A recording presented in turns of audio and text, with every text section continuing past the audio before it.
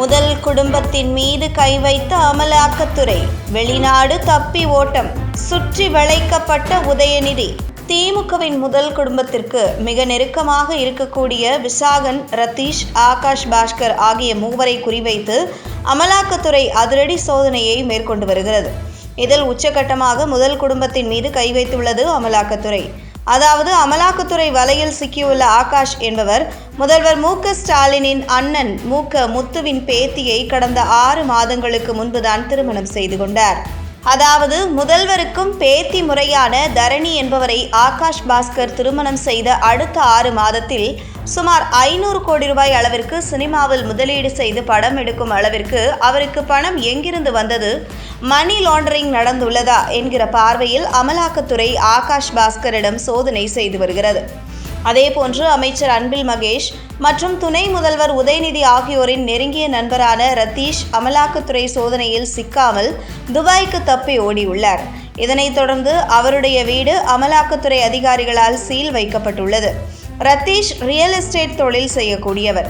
அந்த வகையில் அவருக்கும் பல கோடி பணம் ரியல் எஸ்டேட்டில் தொழில் முதலீடு செய்வதற்கு எங்கிருந்து வந்தது என்கின்ற ஆதாரமும் அமலாக்கத்துறை கையில் சிக்கியதால் இந்த சோதனையை அமலாக்கத்துறையினர் மேற்கொண்டுள்ளனர். இந்த நிலையில் டாஸ்மாக் நிறுவனத்தின் தலைமை அதிகாரி விசாகனை அமலாக்கத்துறை துருவி விசாரித்து வருகிறார்கள். இதற்கு முக்கிய காரணம் சமீபத்தில் அமலாக்கத்துறை அதிகாரிகளால் டாஸ்மாக் அலுவலகத்தில் நடந்த அதிரடி சோதனையில் 1000 கோடி ஊழல் நடந்துள்ளது என்று அதிகாரப்பூர்வமாக அறிவித்தாலும் பல கோடி ஊழல் நடந்துள்ளது என்று அமலாக்கத்துறையால் கண்டறியப்பட்டுள்ளது என கூறப்படுகிறது.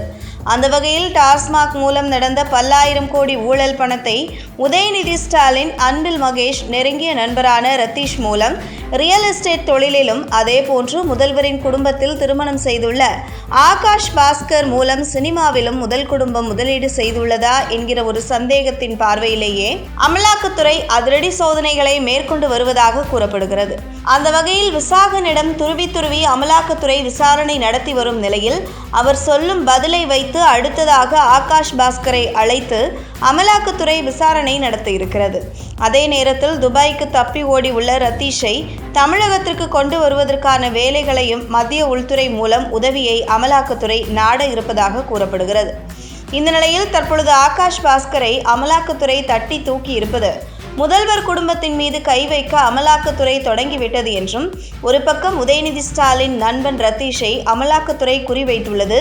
அதேபோன்று உதயநிதி ஸ்டாலின் நெருங்கிய நண்பரும் முதல் குடும்பத்தில் திருமணம் செய்துள்ள ஆகாஷ் பாஸ்கரையும் அமலாக்கத்துறை குறிவைத்துள்ளதை பார்க்கும் பொழுது துணை முதலமைச்சர் உதயநிதி ஸ்டாலின் அமலாக்கத்துறையால் சுற்றி வளைக்கப்பட்டு வருவதாக அரசியல் வட்டாரங்களில் பேசப்பட்டு வருவது குறிப்பிடத்தக்கது.